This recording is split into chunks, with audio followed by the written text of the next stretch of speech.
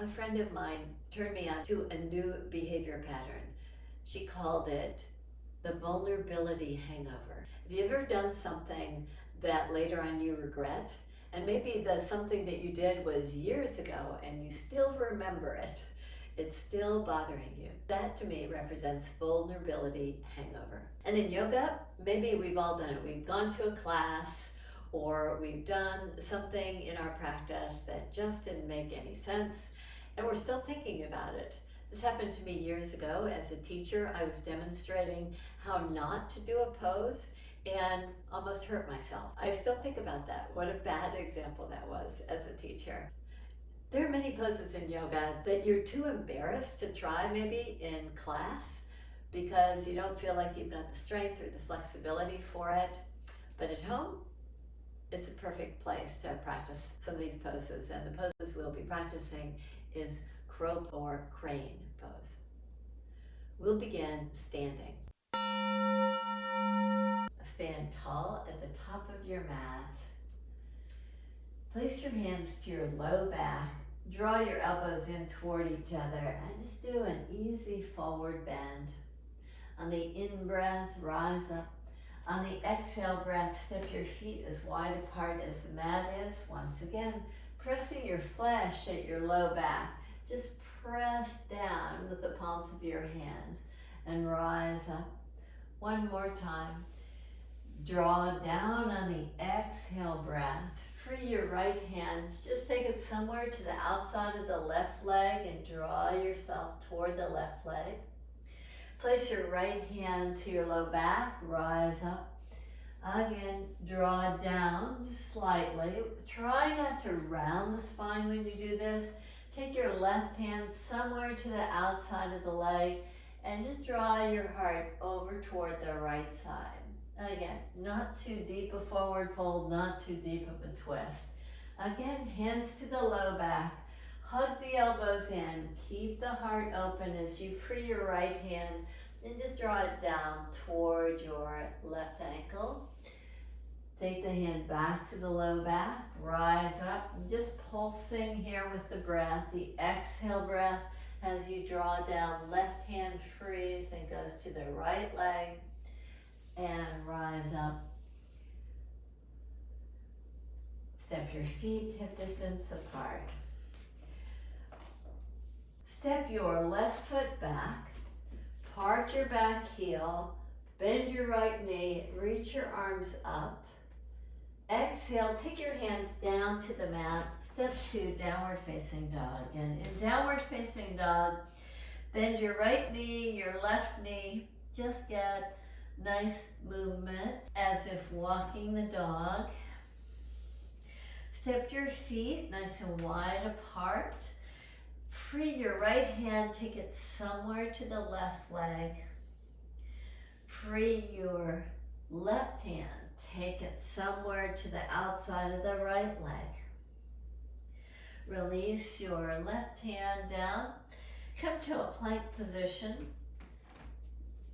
Lower yourself slowly to the mat. On the in-breath, fingertip top position. Come to a baby cobra. Breathe in and expand and lift. Breathe out and soften down. Inhale, expand and lift. Exhale. Inhale, lift up. Exhale, soften. Come to all fours position. Tuck your toes under. Draw your pelvis back to your heels. Press your hands very firmly on the mat. Press your hands, and as if you're trying to reach the hands forward, draw your pelvis back maybe a little closer toward your heels to get a nice stretch on the Achilles tendon there. Release your head. Keep your armpits lifted. Keep pressing very firmly with the hands. Maybe you feel your sits bones get a little bit closer toward your heels.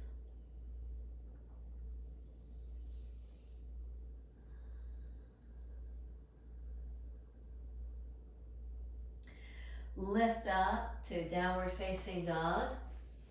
Walk your feet to your hands. Place your hands to your low back and rise up.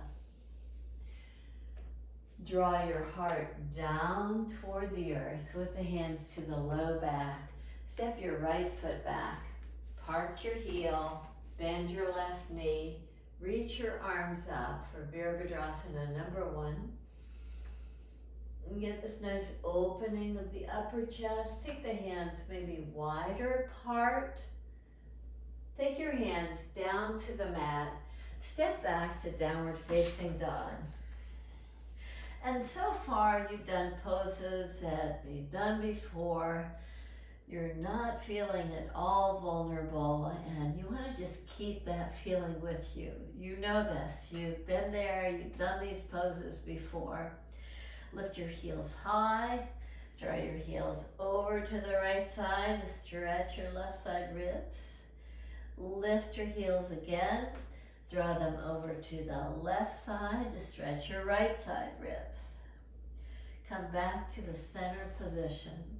Step your right foot between your hands. Bring your back knee down. Take your hands right to the top of the right knee and just draw it down. Now let's change this up just slightly. Take your right foot back a little bit more. Again, we're working to get a nice stretch to the back side of the leg there. And with your right knee slightly forward of your ankle, if that doesn't work for you, obviously keep your right knee right over your right ankle. But if you can drop your pelvis down a little bit more and reach your left arm up and over to the right side so you get this nice spaciousness on the left side ribs. Release your hands down to the mat. Step back to downward facing dog. Step your left foot right between your hands. Bring your back knee down. Walk your left foot back a little bit more. So again, we're working on that same area, the back of the ankle. Lift yourself up. See if you can drop the pelvis down while getting a nice elongation from the pelvis to the crown of your head. Now take your right arm up and reach it over to the left side. Then continue to get the sides of the body nice and long. Now release your hand down. Come to downward facing dog again. And in downward facing dog, let's work on a little bit more arm strength from downward facing dog. So come toward a plank pose and go to the right side in your plank pose. So you can step your right foot to the middle of the mat, step your left foot forward just so that we can support ourselves more in this. Lift your heart as you extend and lift your left arm. Now reach your left hand over your head and enjoy the breath. Just notice how strong you feel when you lift your pelvis up. Release your hand down. Come back to the downward facing dog. So far, so good. You're doing all these poses that you've done before. You have the strength to continue in the practice. So let's take the left foot to the center of the mat. Park your left foot nicely. Step your right foot in so that you get this nice support as you lift your right arm up. Keep a nice ease to the breath. Just checking in on your arm strength. As you breathe in and you just get this fullness to the side body. You can release your hand down to the mat. Walk your hands back to your feet. Bend your knees a lot and draw your pelvis down, but reach your arms forward. So you're starting to get a little bit more hip work in here as you take your hands forward now. back to downward facing dog. You find a little bit more freedom. Freedom in your movement, maybe freedom in your breath. Now step your right foot to the left side. Right foot goes off to the left side. Maybe you can take your pelvis down to the mat. Look back at your back leg. Toes should be tucked under. Maybe you can come to your forearms to just get a little bit more opening of this outer hip area as you keep your back knee lifted.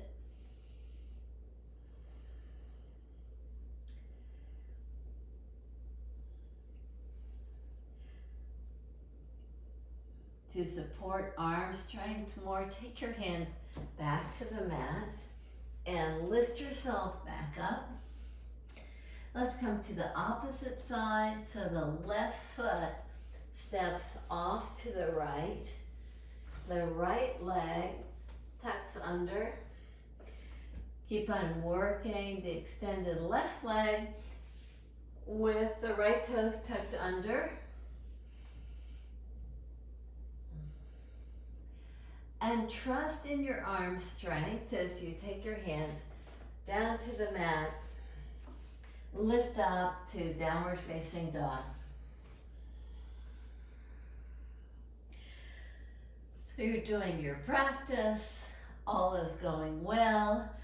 You're doing things that you know. Now we can start to work on poses that we feel like we could use a little bit more work. Arm strength might be one. So let's come to a squat pose again. So step your feet a little bit wider apart. That should make the squat a little bit more accessible. Bend your knees. And maybe you can come down with your heels down now that we've done a few of those stretches to the Achilles tendon. You get this nice stability in the pose. Now lift your pelvis up slightly. Take your hands down with your fingers spread. Walk your toes in. So now the inner big toes are touching. With your hands at the mat, at least shoulder distance apart, with your inner big toes touching. Can you draw your heart forward and take a little bit of weight off of the left foot while the right foot is still touching? Come back to the squat position with the inner big toes together. Just bow forward. So maybe you can even get the upper arms a little bit closer to the inner knee area. Now hug the inner knees in. Draw forward, come to tiptoes. Maybe you can just lift up your right leg. And you have the arms to support you and the left leg to keep you balanced. Release your right foot down. Come back to the squat position. So now you're starting to feel that vulnerability. You start to feel like, oh my, if I don't have this right, I might just fall on my face. But you're at home and no one's watching you. So you might want to have a little cushion area if that's your fear. At least you'd fall into a pile of pillows, possibly. But let's see if we can once again do all the actions, right? So you're in the squat pose. The inner knees are hugging in. Your fingers are spread. You come up to tiptoes. And you just see if you can come a little bit lighter on your feet. Maybe one foot can lift. Maybe the other one can lift. Can you keep that and come towards straight arms or straighter arms? And release your feet slowly, securely. Maybe you did it. Or maybe that is just another example of working toward a yoga pose. And some of the arm balances, some poses that require a great deal of mobility and flexibility in the pelvis, those might be in your future, but you're just working on them. So we did this pose that, at least for me, was something that I really saw as a pose I should avoid because of this vulnerability hangover that I had.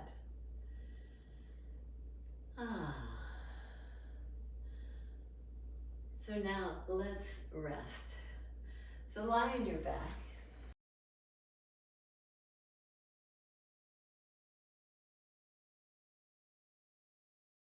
With your knees bent, take your hands to your kneecaps. Push the knees away from your heart. Engage your feet by spreading your toes. As the arms pull the knees toward the heart, the feet move away from the heart. So you can get this nice alignment in the low back, a nice curve in the lumbar area. Just rock side to side as a way to massage the hip area. And as you're ready, you can release your feet, release your arms, come to Savasana. Close your eyes. Invite a nice, easeful breath.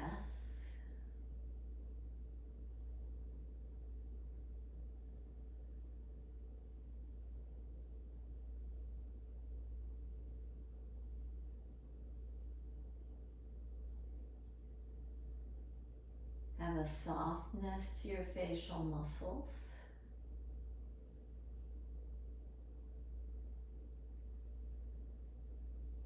You breathe in deep and out long.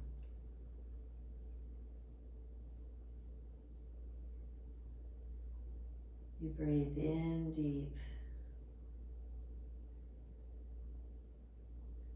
and out long.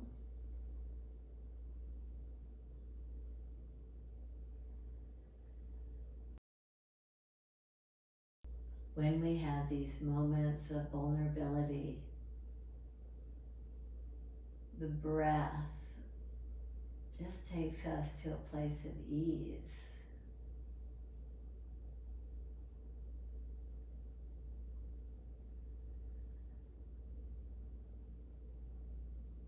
We try something in our yoga practice, doesn't work out as well as we might like sometime. We just go back to the mat, back to the pose.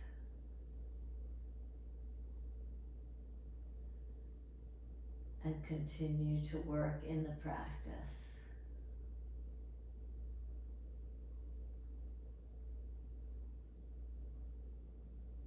Breathe in deep. And just let go on the exhale breath.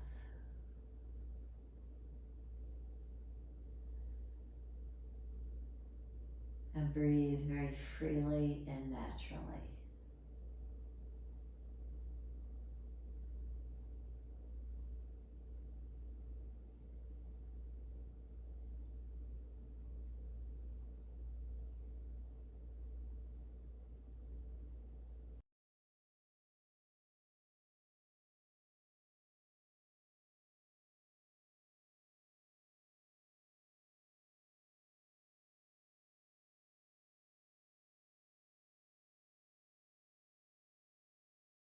Thank you for joining me in the practice. Namaste.